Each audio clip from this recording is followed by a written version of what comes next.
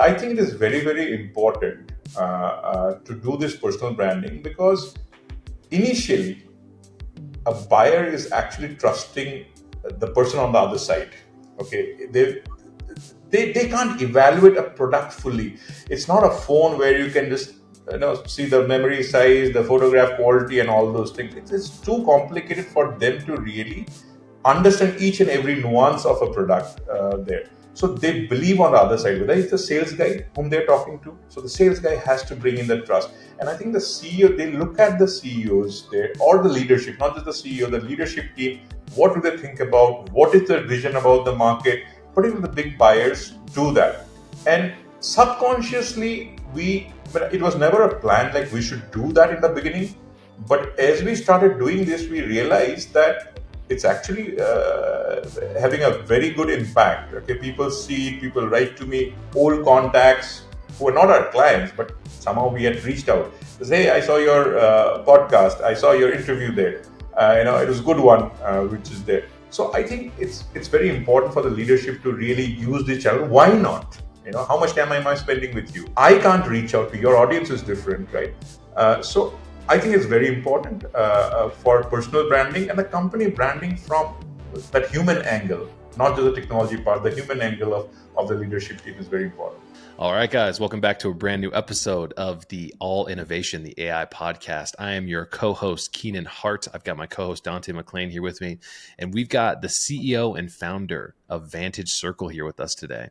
Now, Vantage Circle is a company that is changing the way HR manages employee engagement and benefits programs. They have created one single platform for engaging employees through rewards and recognition, wellness, perks, sentiment, and analysis, and so much more. Partha, thank you so much for coming to the show, man. We appreciate it. Thanks for having me here, Keenan and Dante. Yeah, man, we're incredibly excited to learn more about your journey. We talk about the focus of the All Innovation podcast is in two forms. Talking about innovation here, right, from the technology perspective, but also the thought perspective as well. And noticing that when we're dealing in spaces like HR, sometimes it takes a catalyst like yourself to be able to bring change to the marketplace. And so we're really excited to be able to dive in here today. Dante, why don't you get us started, man? Yeah, Partha, for all the founders out there who we want their ears to perk up a little bit, you've had an incredible journey, and I'm really excited to dive into that. But for everyone listening right now, where is Vantage Club at as far as growth, revenue, and employees right now? Yeah, so we will be doing something like a $50 million top line with us. We are a profitable company. We are about 250, 60 employees spread across, about 10 or 12 of them in North America. The rest operations, the product tech based out of India. So it's been almost 14 years now. And we are bootstrapped. So I guess it takes its time, but compounding has its magic playing in. How do you feel about the journey of being bootstrapped, especially as a tech startup? Because one of my favorite entrepreneurs out there, guy who started ClickFunnels, Russell Brunson, talks about the people who take VC money were the people who cheated to get there. The rest of us who bootstrapped it, built it ourselves, and figured it out, we're a super rare breed. So what was kind of your process like in bootstrapping kind of a tech startup and everything else that you've done? So I don't have that extreme a view on bootstrapping or VC funding. I think it depends on the kind of industry. Depends on the surrounding competition. If you have lots of competition, then you have to move very fast. So you need that kind of money. And frankly speaking, it's not like we didn't try to raise money. Okay, we did try raising money, and now I can understand why VCs were not interested in a company like us, because we were trying to bring in, create something new in a boring industry. Okay, and they also realize that it will be taking too long an effort. And from their perspective, I can totally understand. From a VC's perspective, I can understand. It's not going to be like doubling every 2 years kind of revenue. That's not going to happen there. And for us also, it has been pretty steady. If I look at my graph kind of revenue numbers or all the other metrics, it would have been flat for some 7-8 years and then suddenly start, growing exponentially. So it had been tough. Okay. But now looking back, I think that's we were lucky not to be funded. So I always tell that when we made the initial plan, it was like in 1 year we will be profitable. Of course, I mean, it took us 8 years to be profitable there, but we were very frugal there, and we took some decisions which have been really affecting us now in a good way. For example, investing in content, right? I mean, now the entire world is about content marketing kind of thing, right? So we invested because we didn't have money for SEM, right? I mean, we didn't have money for paying Google ads. So what do? You just put one writer, keeps on putting up some stuff there, and that has really helped us.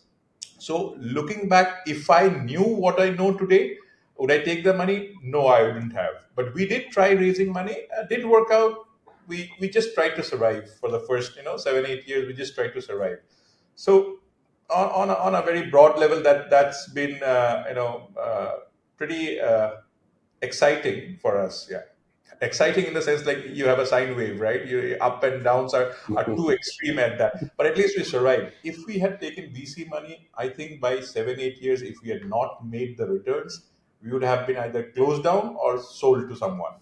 So as far as the growth of the company, can you take us through the path of just starting out, the initial days of Vantage Club? What do those days look like? It's Vantage Circle, by the way. Oh, Vantage Circle. I'm sorry. So yeah, so we just knew, the founders, I mean, me and a couple of other guys who were there, we just knew that we wanted to start something. Okay, and we didn't really know what exactly. That had been a burning desire for before we started, for about 4 or 5 years, right? That, okay, we need to do something. We need to do something about something. Okay, we didn't know anything about anything. So, but the things were happening in the ecosystem, right? In the US, internet was really picking up. I'm not talking about the first wave of the late 90s or the early 2000s, but by 2005, things were really picking up again on the internet side of things. So I personally felt that if we had to do something, it had to be on the internet space. Why? Because we don't have the capital. And internet is the only area where without capital you can start something there. So first we said internet, but I didn't have any experience in the internet domain. So I actually shifted from a telecom background. So I was working with uh, Nokia of those days there. And I knew that no chance anything in telecom I could do, right? So I shifted to a company which was one of the first companies in India in the internet space there. I worked with the founders, I learned a lot from there. Then what happened, if you remember, in 2009-10, the Groupon craze was there, right? All the deal sites were there, right? Everywhere, right? Hundreds and hundreds of deal sites across the world, which was happening. We said, looks very interesting. If you think about it theoretically, very interesting, right? Everyone loves deals, and if you can aggregate the demand, you can give out great deals. But okay, this is a deal space which we should get into. But we can't take on head on the Groupons of the world. We didn't have the money, right? So we took a specific niche. We said that let's go to corporate discounts. Why? Because all these large corporates already had brands running after them and trying to give them some special pricing, for a restaurant thing or a theme park special pricing, and all those things were there. We went to the HRs of these companies and we said, hey, we will give your employees these deals. So that's where we started from, and we call it the perks module. We started from there. It took us about 4 years before we realized that it cannot scale up. Okay, there was a limit to it. It would be a good lifestyle business, but could not scale up. But what had happened during this period was we were talking to this HR folks, right, of the large companies, the employee engagement teams, reward teams, and one of them said, "Hey, can you do this thing for us?" I said, "Okay, you're a big company, we'll do it for you." We did that for one company and slowly saw that there's a demand for that in the market, and we picked up employee rewards and recognition in that space. That's around 2015-16. We started the rewards and recognition practice, or the module, I would say. And then we found out that there were other areas of employee engagement, employee wellness, employee pulse and sentiment analysis tools. So that's where we slowly kept on moving in that direction. So, and the overall thought what we had was, the whole, if we can give in one platform all the employee engagement modules, it will be something great. Everyone need not take everything, right? They could just take one module, but it's easy for them. And since we work with large enterprises, for them, vendor onboarding is a big pain point. They have to go through a huge security check, the IT checks, all those things. So if you have already got a platform, then just switch on whichever modules you want. So that's how it took shape. Our entire company took shape. Yeah. I'd like to talk a little bit about the contrast of coming from the tech space, realizing that there was an opportunity with the internet to innovate when it came to employee engagement and employee benefits, everything that we've talked about here today. You coming from the tech space, having an idea for innovation, and then finding yourself working in the space of HR. Let's talk about kind of some of the mindsets that you had to break or beliefs that you had to break in order to get people to adopt new technology. What were those early days like when you're coming with a platform to large enterprises? What were some of those sales calls? What were some of those early conversations like? Yeah, and it's very interesting that you asked that. After so many years, I'll come back to your question, but after so many years, what I strongly believe is that actually you have to be an outsider, okay, to bring about any change in that. I mean, you will always see some exceptions here and there, but you have to be an outsider to bring about that change. So I didn't know what I didn't know, okay, and so when I reached out to this HR and hey, we can do these things for you, like they're like very skeptical about it. I also would have been skeptical if I was in that domain there. I would say, yeah, we have seen hundreds of things like this. Nothing works. Employees don't like these kind of things. So it was very naive, okay, at my end. And if we actually were knowledgeable about it, you can think about the first module, the deals and discounts, the perks module.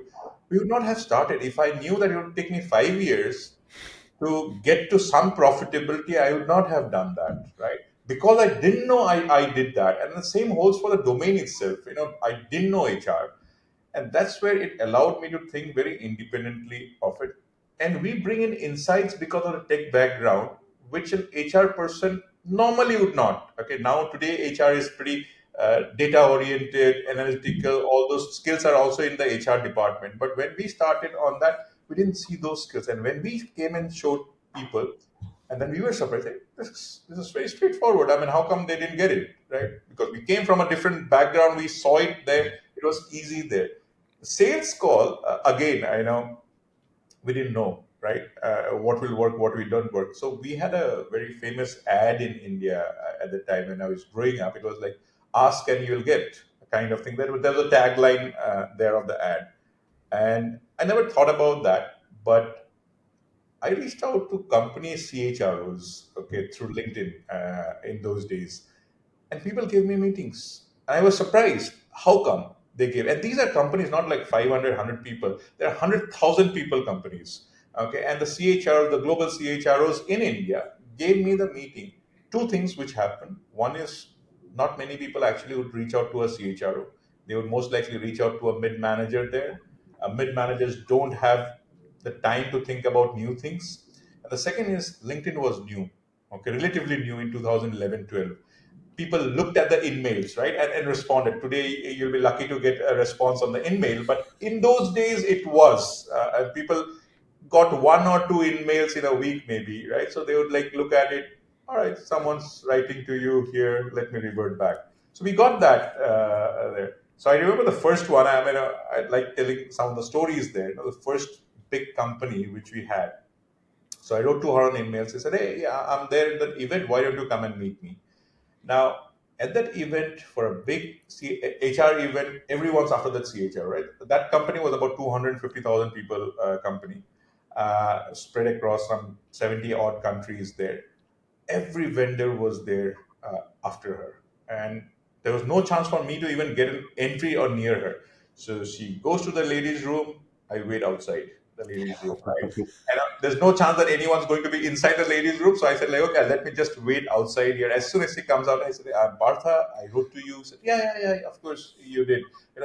We spent 5 minutes. The next day, I get a call from our team to come and meet there.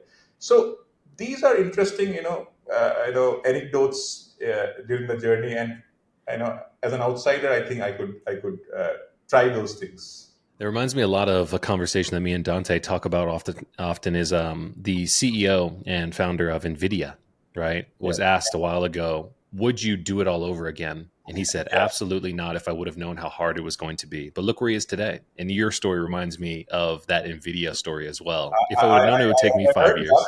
but I didn't believe him. But like, yeah, Yeah, no, I totally feel the same way. I'm not sure if I believe you, but very interesting, man. Very interesting. Dante, what do you got for us? Yeah, it just reminds me of the tenacity of a founder, right? Like you have to be tenacious. You have to go after it. I'm curious what your transition looked like. So we talked about being in India. You went to that event as well. What was the transition like, moving outside of just India and going to other countries like the US? we never thought that we would go to US, right? As I said, like the first 8 years, we were trying to survive.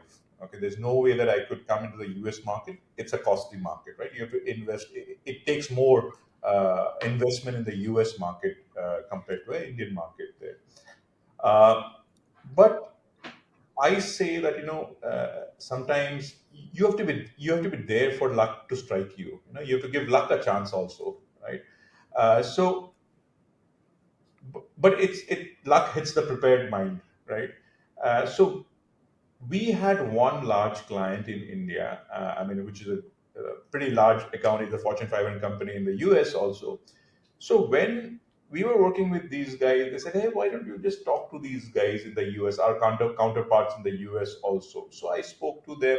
It was like a very generic talk for like almost a year, and then they had some urgent requirements, and we closed it over a Skype call. So it was 2019. There was Skype, right? There's no Zoom and of Teams, right? So Skype call. We closed the deal there.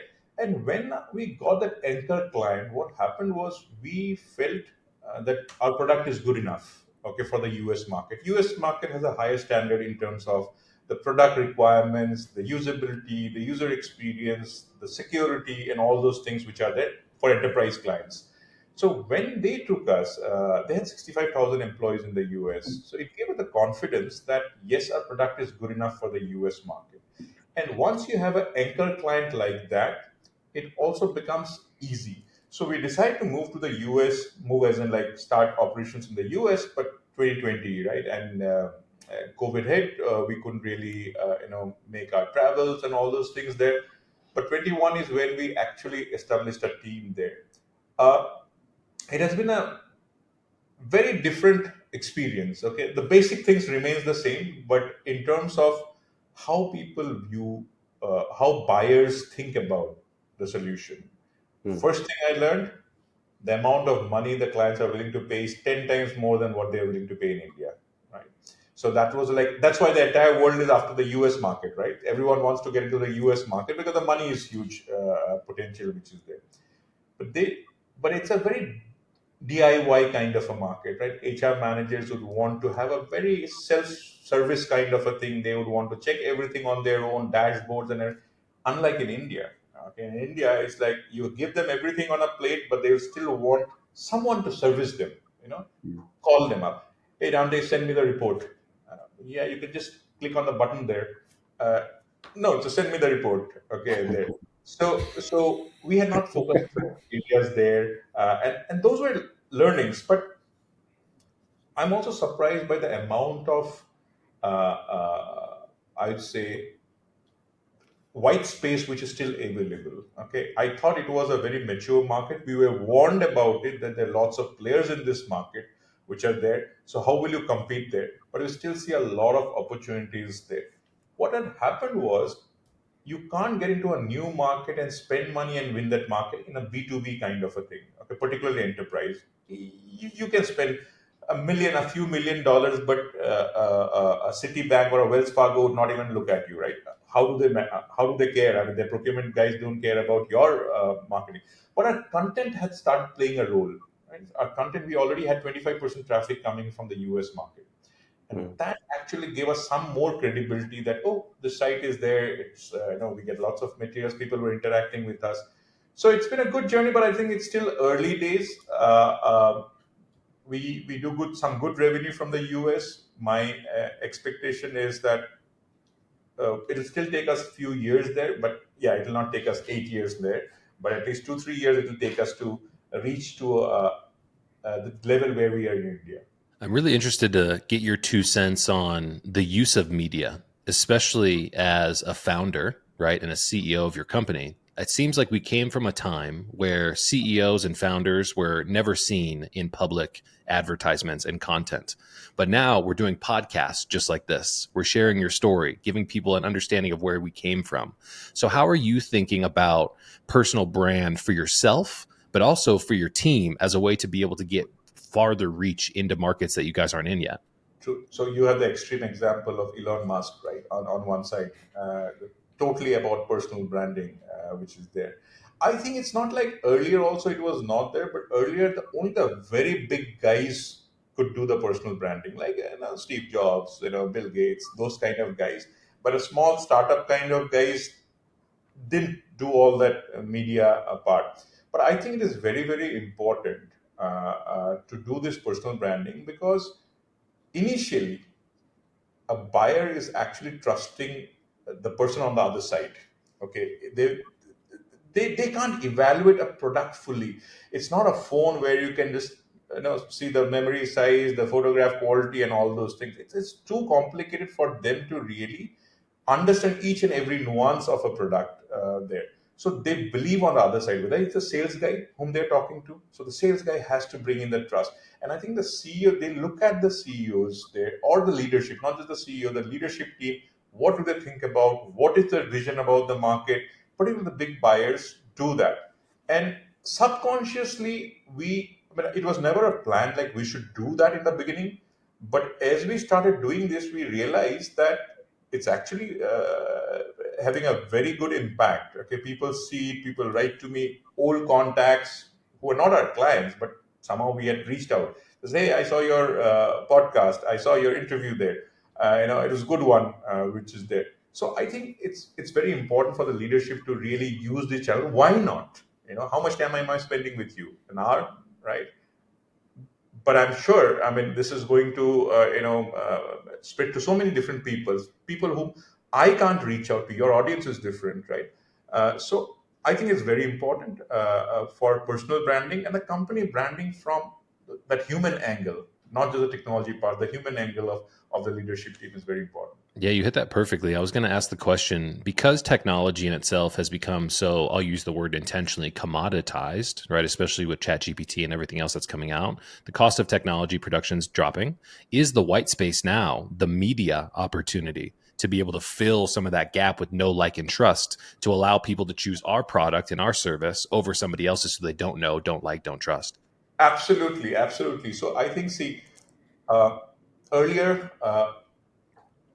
you would get only very people as in like companies which had money could have the sales guys going out to the physical events, going out and reaching out individually, taking you out for a golf or a dining session. All those things were possible only by people who had the money, like the companies which had the money with them. Now I think with chat gpt kind of a thing, everyone writes a personalized message, right? Mhm.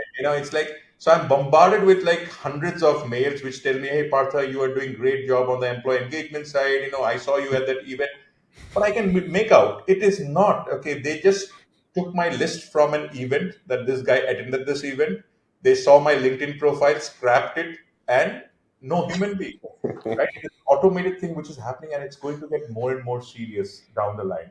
So I think that personal brand, and when I say personal brand, not just of the CEO there, but all the individuals, our sales guys, we keep on telling them, you post content, okay, you talk about your thought process in this industry.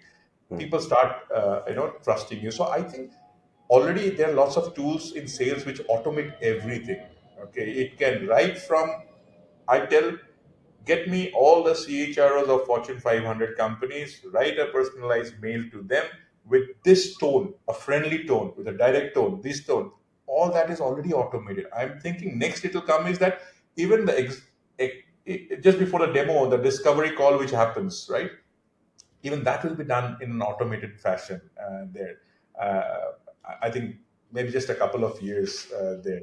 Yeah, I mean, we're already pretty much there. There's a company out there right now that I see a lot on LinkedIn, great organization called SendSpark Yep. that does a lot of talking about the automation process of using AI to fill in a filler word, watermelon, in some of their personalized videos. And so it's very interesting to see scale at Yeah, personalization. And it seems like we're getting there quicker than we could even anticipate. true, true. I'm curious with everything you know now. Just a few moments ago, you said, if you could do it all over again, you would take a slightly different path to growth because you know so much more today than obviously when you started. If you were to do it all over again, what would you say would be some of those milestones, like revenue milestones, like 0 to 1, 1 to 2, 2 to 5? How would you get there with everything that you know now? See, I think I would put those milestones, I'll take those milestones very seriously. It's almost like, very frankly speaking, I didn't have a plan beyond 2 years.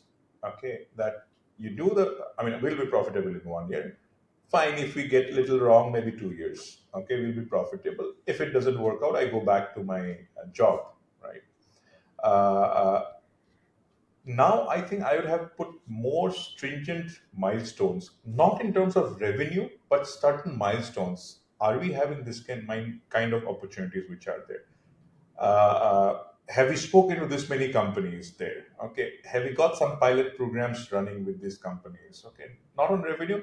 That is one part of the that I would be putting more clear milestones to measure there. The second is I would be experimenting a lot faster.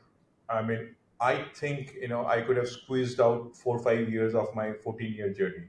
You know, maybe I'm thinking theoretically, maybe it was not, maybe it's still not possible, but I'm just thinking that uh, if I would have squeezed a little bit more in terms of experimenting with different solutions there. I would have started the content marketing a way before. Okay, we started content marketing in 2017 when we just put our first person there. We have started way before that. So I think, yeah, those would be certain things which I would be thinking. But some things, you need the 9 months for the baby. What to do about it, right? You can't speed up things there. So some of these HR guys who were managers when I started, now they are CHROs and directors, right? And I go and we have the tea together, to have a coffee together. Let's catch up for coffee. No chance that I could have done it in 3 years' time or 4 years' time. Just because they've seen me for 13 years, okay, and they're like, okay, yeah, Partha, you're still surviving, good, yeah, come over for a coffee. Yeah. So yeah, so I think some things you can't speed up, but certain things, yeah, we could have improved a little bit. I feel like there's a lot of beauty in being willing to fail forward. And I feel like that comes along with a mature mindset as well. Because I feel like when we're first starting our organizations and our companies, our technology, our platforms, we're coming from almost a sense of scarcity, right? We need things to survive. We need to win customers. We need to create this mask or illusion of being fully mature. But it seems like when you talk to a lot of senior leaders and founders, they always say, I wish I would have experimented more. And I guess that's a message that, people who are listening to this today early in their journey could lean into the experience of somebody like you, which I feel like is so cool. I would love to pivot into the topic of AI. So, once again, artificial intelligence, huge buzzword, especially in the space of HR, employee engagement. Before we start diving into your thoughts on I want to pose a question that came from our previous guest on the podcast, Kim Kelly. And I would love to get your 2 cents on this. She wants to know, what is the most inappropriate use of artificial intelligence in your space, and what are you anticipating? I think first we should be aware that not all intelligence is artificial, right? So I think one is, I think people are too scared. And they don't know what to expect, because all kinds of experts in the sense, like today everyone is an expert, right? Everyone is an influencer in different sorts of ways, and everyone's giving those thought process. Earlier, think about it, like 20 years back, you wanted to have some information about the internet, there are a few sources from where you got this knowledge. Now everyone gives different kinds of thoughts. And again, the Nvidia guy only said beautifully, he said something like that, with AI, productivity will increase. Okay. But where have you seen productivity increasing and you reducing your work, right? you increase, you do more, you don't do less with productivity, right? I mean, industrial revolution, every step you take, productivity increase, computers, internet, productivity increase, but did you do less? You did more, right? So as Elon Musk is saying, maybe then more people will be thinking about going to Mars now, right? So I don't think it will lead to job losses. It will lead to different kinds of jobs. And I think it's a very, maybe a cliche statement which is there. Everyone's talking about it. But I think this makes the right connection. Productivity will increase. Everyone agrees on that. Productivity increase will allow us to do more, and we will do more. People are not going to sit on the beaches, right? They are going to do more on this. Yes, there will be some jobs which will keep on shifting. But that you already saw because coming from tech background, today, like say almost every three, not today, maybe I would say about 10 years back, every 3 4 years already technology was changing. You had to keep on adapting to the new. You learn one language, you move on to the next language, you learn something new there. Otherwise your job would become obsolete. In the same way with the AI thing, I think we have to keep on adapting pretty fast. We have to learn what we, new things and move. We can't like just do the same thing for 20 years, maybe not even for 5 years. You every 2 years you have to move to something new. So I am very confident about uh, that it will not lead to job losses. The AI revolution will not lead to job losses. And the second thing is, what I don't know if Bill Gates really said this, but someone keeps on quoting him about that we overestimate the impact in the short term and underestimate the impact in the long term, right? So in this case also, I think you would see a little bit of fatigue coming in, right, in AI since the last maybe 6 months or so. We're, I think, overestimating in the near term, okay, and underestimating in the long term. Lots of things can happen in the future there. So my belief is also that we don't need to be scared about AI. It gives us great new opportunities there. Uh, I think it gives a lot of level playing field to a lot of players. So there is a lot of fears, like you said, but on the flip side, there's a lot of opportunities. What do you feel some of the exciting use cases of AI are, especially in the world of HR? See, I think first areas are the very basic. You don't really require AI in the real sense there. It's more about data.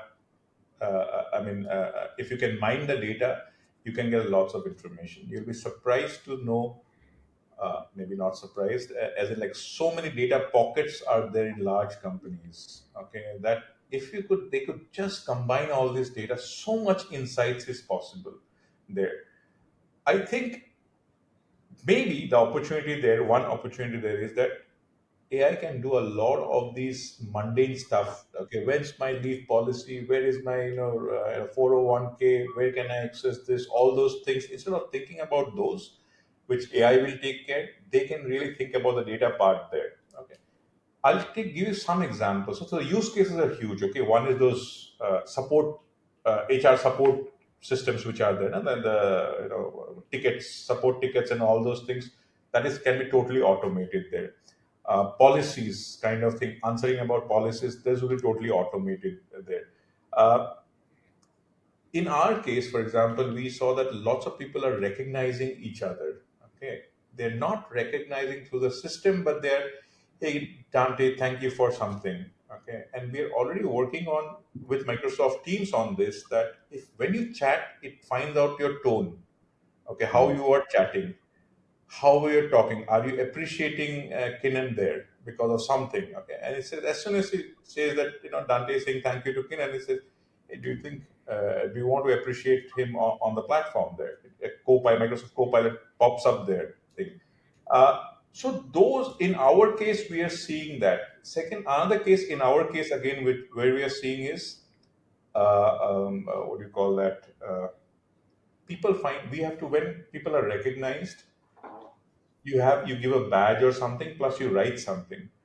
Writing is very difficult for people. Okay, it's almost impossible. That's why when you pass on the birthday card in your office, everyone writes happy birthday, right? They don't write anything more. It's difficult to write. Okay, it's difficult to write. So we are processing all this information and saying that, do you want to, because you selected this badge, others have said something like this, do you want to take this sample and edit that thing? It also detects things like Now with the companies having DEI and ESG and all those things, do you want to make it DEI compliant? You could change this word to make it more DEI friendly kind of thing. Okay, those things are coming up very clearly in our applications there. Wellness, in our wellness product, it is things like your very personalized message that you are this much weight, you have this conditions, you are doing these things on your on the app. Do you want to change this part a little bit? Okay, it was possible always to do with a lot of data there, but now with the AI, it becomes easy for us to build on it. Okay? It's not like something we could have spent a lot of money and done that without AI. Okay, but now with the AI tools available, it becomes easy to plug in, and that's where I said it also levels out the playing field for a lot of people. You just need to have the ideas there. If you have the ideas and the use cases, the solutions are going to be very easy. Seems like AI is playing a key role in being the executor of our ideas, right? I was listening to a podcast over the weekend and someone was saying, ideas are a dime a dozen. Execution of it is very difficult. And it seems like technology is almost playing that grease to the skids, if you will, and helping us execute on these ideas. If it's writing content, producing certain things, all the type of stuff that we've talked about here today. I want to pivot a little bit towards wellness and mental health. So I want to know your perspective on kind of the shift ever since the pandemic on employers focusing more on things like mental health for their employees. What's kind of your 2 cents on, because you guys have so much data as an example, what are the outcomes when people focus, or I would say employers focus on employee wellness, and what are some of the outcomes that you're seeing kind of from your seat with all the data behind you? See, on the mental wellness, I would say the awareness of that has increased. Okay, and one is awareness from the corporate side has increased, that it is very important to focus on mental wellness. I mean, I'm just talking about the mental wellness part of it. Physical wellness, everyone knew, right? You had to do your exercise just to be healthy, but the mental wellness was something, if you don't experience it, it's very difficult to understand someone else's problem. Okay, like, what is this mental wellness? I didn't have any problems with these kind of things, but how come this guy has these problems? So I think the awareness has increased of mental illness from the corporate side. From the employee side, also, I think the COVID gave everyone time to rethink about their life. Okay, what do I want to do in life? Sometimes when you are busy, y- so we have something called, it's a first world problem, right? So first world problem is because you don't have the basic needs about security of water, of electricity, or food, right? That's why you have those kind of problems. But if you're busy with daily this kind of, where's my water coming going to come from, where's my electricity going to come from, right? You don't think about those things. But COVID actually gave people this time to think about. They were so busy in their lives that maybe they were not facing this mental, or they were ignoring it, maybe. Okay, they were ignoring that thing. I think that awareness has come into from the corporate side. Employees also have become more aware of their problems, which is there. So we see almost in the market like a huge demand for the mental wellness side of things. Earlier we knew about employee wellness, but it was more taken as a physical wellness part. So the demand has increased, but the solutions haven't come in strongly. Okay, we see a lot of solutions, but whom do you trust? Okay, there we don't find like an authority, real authority who can give this kind of solutions to everyone. So maybe some kind of certification needs to be there on mental health solutions, but you end up actually doing the opposite of what you try to do with this mental wellness solution. So demand has increased a lot, and we have seen in our case only within our company. I'm not even talking about other clients. Within our company itself, that when HR sees the data that, hey, 5% of our employees actually are taking a counseling session. Okay. They don't know who's taking it, but they know that 5%. I didn't expect 5%. I didn't expect the sales guys. I mean, they are the extroverts there. I mean, I didn't expect those guys to have any mental wellness problems. So that is making them very, very aware of these problems. And lots of providers, not just us, lots of providers are playing in this field. But I see, somewhere there's still skepticism on the solutions, but the demand is increasing a lot. Yeah, it's very interesting. to think about human behavior in general. We were hosting another individual on the podcast, Dante, I forget who this was, but he talked about how humans are very reactionary, not very proactive. And when it comes to things like our mental health, we are reactionary to stimuli in our environment, stressful moments, tough conversations, poor events. Often, when we're feeling good, we are not proactive about our mental health. And I feel like that's where our solutions need to get into the space of being proactive instead of reactionary. And I think that's going to be a big shift, and that's coming in time. And I think that's also where AI can help. Okay, and as you're saying that, I'm just thinking on the fly here. You know, detecting your behaviors. Okay, passively detecting your behaviors. What are you doing? How much sleep you are having? If you're continuously not sleeping, am I sleeping say less hours? It detects some things. Okay, that something is wrong there. Here, I mean, I'm already wearing that watch, and it keeps on telling me my stress levels, my BP. I don't watch it now. Okay, it's basically it keeps on telling me all the things, too much information for me. So I think AI will also be able to help, and then give a lot of data that people in this age group in sitting in Delhi generally has these kind of things, but yours seems to be outside the normal thing, right? So maybe I think not maybe, I'm sure AI will play an important role here. I mean, especially with all the data that's available today. There's a really interesting company that I discovered, I want to believe during the pandemic, called Human API, where they built, I want to say, 1,000 APIs where they're pulling data from everything from your iPhone to your Whoop to everything else, from your bed, everything that tracks all of that data. They're allowing all that to be aggregated, and then they're using that data to help be proactive and predictive about some of the health indicators and stuff like that, which is really cool. And just thinking about, hey, how AI is going to accelerate that feedback process is going to be a really cool time to be able to live in the next couple of years here. It will be, yes. Speaking of mental health, mental wellness, what are some of the initiatives that you guys are taking at Vantage Circle and solutions that you guys have available to promote mental wellness overall? So one is very non-tech kind of things. Okay, basically we are uh, communicating a lot about the mental wellness situation, and we have those webinars and sessions which are there. It's actually more, we have been communicating to the senior leadership there, or I'd say the senior people. Sometimes that age, the generation gap which is there, it becomes difficult for senior guys, the 40 plus year olds, to understand that why is that a problem. Okay, I call this guy on a Saturday for some work, why is that a problem, right? I call at 10 p.m., why is that a problem? I mean, I did my whole career that way, right? So but the situation is different, right? Now people think about their careers in a different way, people think about their jobs in a different way, people have their circle, the friend circle, in a different way. So we've been communicating a lot around these mental wellness situation inside the company. The other things is that we actually have, while we have a wellness platform, we have a small mental wellness plugin there, but we actually took another vendor, okay, who's actually also plugged into our system also, who we use for our own employee mental wellness program, but they're specifically for mental wellness, which is there. And once we did that, then we partnered with them to bring them on board to our platform there.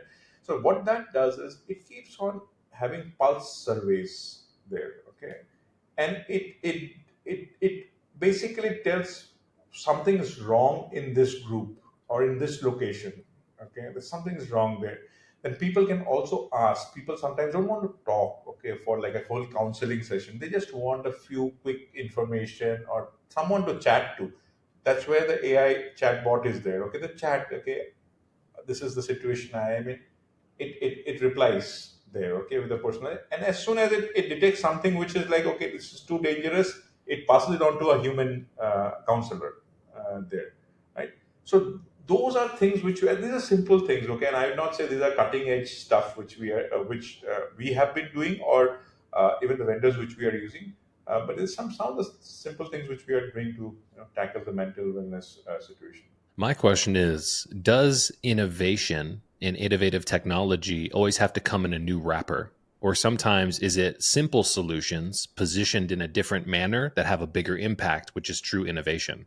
Because, one of the things that we do at Francis is we use SMS as an engagement, I would say, tool and medium, because we realize that people are so busy today that often engaging with people in channels like online chatbots or asking somebody to log into a portal or go to an app is too difficult. I mean, when we talk about mental health in general, one of the things that we've noticed based on national survey data is 96% of people who download a mental health focused app stop engaging with it 30 days after downloading. That is a huge attrition rate. And so we need to approach things in a different manner rather than just building more of the same solutions and expecting something different, which is literally the definition of insanity. And so it's an interesting conversation about innovation because sometimes the simple stuff gets the job done. Yeah, no, I totally agree with that. There, so emails.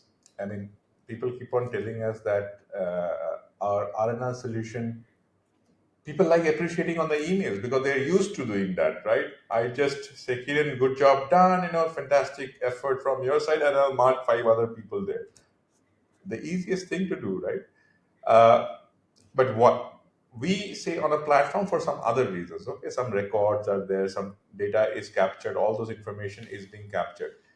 Coming back to your basic question, I think we don't need uh, always need a very cutting edge solution kind of thing. Okay, what we need to focus in, which channel can we get the maximum engagement for anything, any product, not just mental wellness, anything. If you think about the channel, I mean, if we have been trying to replace emails forever, right? Uh, it doesn't happen. People want the basic stuff there. We just need to improve a little bit. Maybe we don't need to think about exponential innovation and we just or disruptive innovation. We just need to do a little incremental innovation in different things which we do. Our main module, which is the rewards and recognition, okay, it's not something new. It has been going on. Every company recognizes their top performers. We are saying, can the top performers not be just 1%, but can it be 10% of your company's population? Okay, and if it's 10%, can we have a platform which allows you to do that kind of thing? Okay, it is not something new. It has been going on forever. So I agree with it. I mean, but it's something which is interesting. I'll definitely think about it. Do you need to put everything? And then maybe I'm pretty sure there are lots of examples around this. I mean, even think about this, your podcast, right? I mean, it had taken a podcast had come in long back, okay, but it has picked up only in the last 6 7 years. I think the podcasts have really picked up there today. So I'm slightly a lazy person, so I don't like doing physical exercises. So what I do is I say I go to the gym to listen to podcast. Okay, and walking on a treadmill is a byproduct of it, right? I'm listening to it, and that's why, because I can't listen to it otherwise. I have to concentrate on the podcasting, but I'm then just walking on the treadmill, so it's a byproduct there. And I've like become a fan of different podcasts which are there in these different areas. There's so many of them which are there, and it's nothing new. It's been there for like 15 years, 20 years maybe. Everything has its time. Yes. It's really interesting to see. As we kind of land the plane here, Partha, I would love to give you an opportunity to pose a question for our next guest. Now, they are a CEO, founder, business leader, innovator. You can ask them anything. What would you like to ask them? Yeah. So I think the first question which you asked me, would you do it again? I know. So would you do it again given the chance, and you knew whatever you know today, would you do it again? This whole entrepreneurship journey there. Yeah, that would be interesting to know. I mean, as I said, like when NVIDIA CEO said, I don't believe what he's saying there, but it's an interesting thought there, which is there. So maybe let me hear from other people also on that. That's an amazing place for us to, put a bow on today's episode. Once again, everything that you've accomplished at Vantage Circle continues to push us forward. One of the sayings we have here on the podcast is what got us here won't get us there. But this conversation is certainly pushing us in that right direction. And so for everybody watching and listening today, really appreciate the time again, man. Thank you so much for joining the show. Thanks for being here with me and Dante. We really appreciate it. Thanks, Kiran. Thanks, Dante. Really enjoyed this one. All right, guys, that's a wrap. We'll catch you in the next one.